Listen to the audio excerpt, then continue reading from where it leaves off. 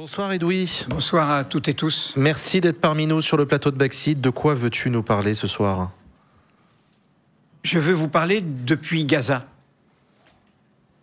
Depuis qu'a commencé la guerre de destruction de la Palestine menée par les actuels dirigeants de l'État d'Israël contre Gaza, mais au-delà, contre l'idée même de Palestine.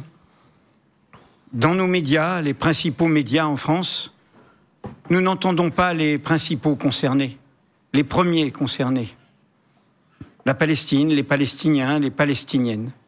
Alors ce soir, j'ai choisi de prêter ma voix à une voix de Gaza. Il s'appelle Ibrahim Badra. Il a envoyé à Gwenaël Lenoir de Mediapart ce texte qui a été publié aujourd'hui et que je vais vous lire. Je rêve de pain chaud avec du za'atar et de l'huile d'olive. Voilà ce que m'a dit mon ami Mohamed quand il m'a rendu visite. Il n'a pas mangé de pain depuis plus de 3 mois. La faute au retour de la famine, plus importante encore que la dernière fois. La famine n'est pas une politique nouvelle.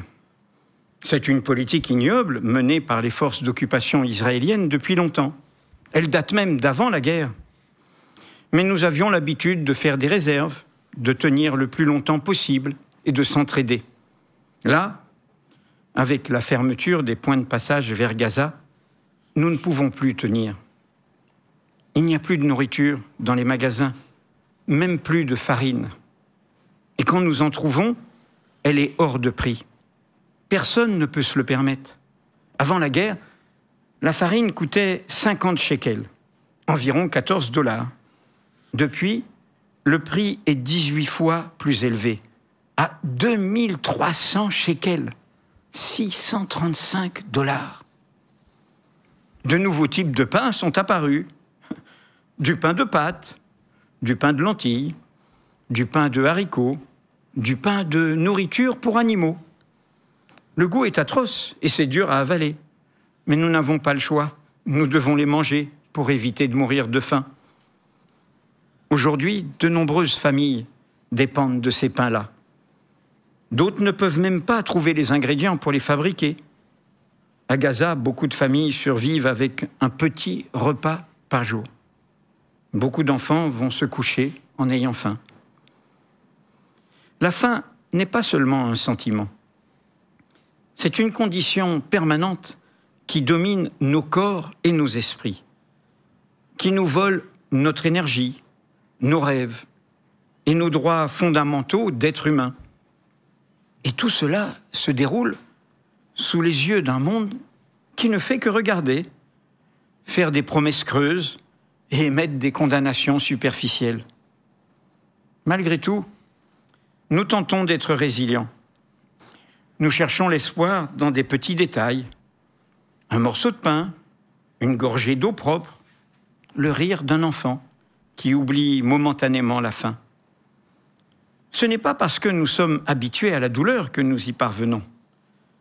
C'est parce que nous rêvons d'une vie meilleure, une vie où nous aurions de nouveau du pain frais et de l'huile d'olive à notre table.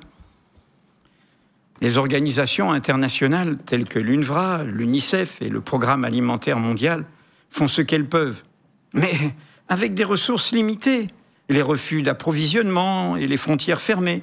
Cela ne suffit pas. Les enfants en paient le prix fort.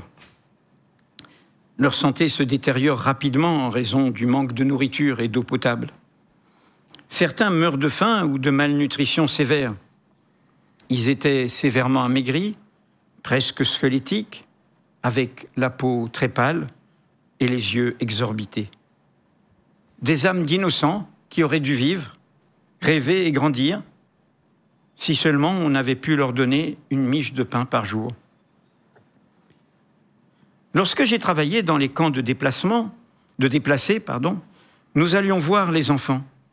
Nous regardions leurs dessins, fenêtres étroites sur leur monde fracassé et leurs rêves en suspens. La plupart de ces dessins racontaient leurs histoires. Des tentes blanches trempées par la pluie de l'hiver, des avions au-dessus de leur tête, des déplacements incessants et des enfants apeurés tenant la main de leur mère. C'est le dessin d'un jeune garçon qui m'a le plus frappé. D'un pinceau tremblant, il a dessiné un entrepôt rempli de sacs de farine et de paniers de nourriture, avec des gens faisant la queue. Il n'a pas dessiné des jouets, des jardins, des écoles, des maisons, mais de la farine et de la nourriture. Un repas est-il devenu un souhait plutôt qu'un moment de vie? Une miche de pain est-elle devenue un rêve quand d'autres enfants souhaitent un nouveau vélo ou un voyage scolaire? Ce dessin, en dépit de sa simplicité, montre bien l'ampleur de la crise. Ce n'était pas que le produit de l'imagination d'un enfant. C'était le témoignage vivant de la tragédie d'un peuple entier luttant contre la faim et l'état de siège. C'était un cri étouffé.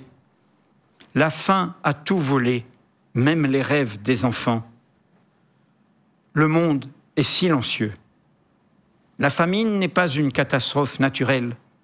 La famine est une politique méprisable et délibérée, utilisée par l'occupant pour opprimer la population de Gaza. Elle s'inscrit dans une longue durée, dans une longue série de blocus. L'objectif est clair, briser la résistance de la population et l'affamer pour qu'elle se rende. Les institutions internationales multiplient les rapports et les avertissements. Mais les gouvernements regardent ou publient des communiqués vides de sens qui échouent à empêcher que les enfants meurent de faim. Les marchés sont vides, les estomacs sont vides, les gens courent après des miettes de vie pendant que le monde reste empêtré dans ses petits calculs politiques. Jamais, jamais, le monde n'avait assisté à un tel génocide et à une telle famine. Ici, à Gaza, un morceau de pain est devenu une arme. C'est signé Ibrahim Badra. Ce texte a été confié à Gwenaël Lenoir de Mediapart. Il vit à Gaza toujours. Il est journaliste et défenseur des droits humains. Il a 23 ans, il est détenteur d'un diplôme en littérature anglaise et traduction de l'Université islamique de Gaza. Il aurait dû retirer son diplôme le 7 octobre 2023.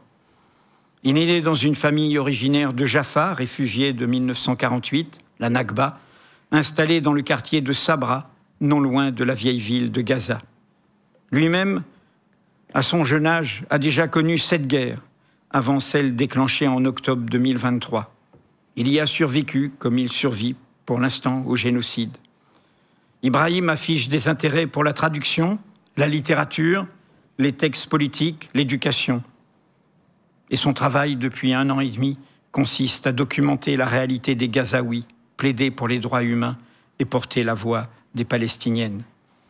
Dans sa dernière phrase, Ibrahim se trompe sans doute quand il dit « Jamais le monde n'avait assisté à un tel génocide, à une telle famine ». Il y a eu d'autres famines, il y a eu d'autres génocides. Mais tout génocide est unique. Tout crime contre l'humanité est incommensurable. Les comparer, les opposer n'a pas de sens. Le génocide des Héréros, des Arméniens, des Juifs d'Europe, les crimes génocidaires dans la guerre de Yougoslavie contre les musulmans de Bosnie, et évidemment le génocide des Tutsis contre les Tutsis au Rwanda. J'aimerais que nos dirigeants écoutent ces mots, ces phrases, et qu'ils se taisent, mais qu'ils agissent. Il n'est plus temps de barguigner. Notre protestation doit être à la hauteur de la dignité des Palestiniens. Ils ne se lamentent pas, vous l'avez vu, vous l'avez entendu. Ils ont une immense force dans leur façon de faire face. Et nous ne pouvons pas nous faire plaisir avec des querelles, des mesquineries, des polémiques minables, des abaissements médiatiques et politiques. Il s'agit de l'humanité, il s'agit des droits fondamentaux, il s'agit de nous. Et en évoquant les génocides et les crimes contre l'humanité précédents, j'ai rappelé que ce qui est resté en dehors des montagnes de cadavres, c'est la honte. la honte de ne pas avoir agi, la honte d'avoir été indifférent, la honte d'avoir laissé faire, alors que l'on savait, alors que cela se passait sous nos yeux. Alors oui, taisez-vous, mais agissez. Les dirigeants criminels actuels de l'État d'Israël, poursuivis pour crimes contre l'humanité, pour crimes de guerre et potentiellement pour génocide, n'entendent qu'un langage, celui de la force. Il faut des sanctions. Tout l'arsenal est disponible, sanctions diplomatiques, sanctions militaires évidemment, sanctions commerciales, sanctions économiques. Il faut mener le même combat qui a fait tomber l'apartheid en Afrique du Sud. Il en va du salut de nous-mêmes, puisque nous ne sommes qu'une petite part de l'humanité. Merci. Merci beaucoup, Edoui, pour cet Edouito.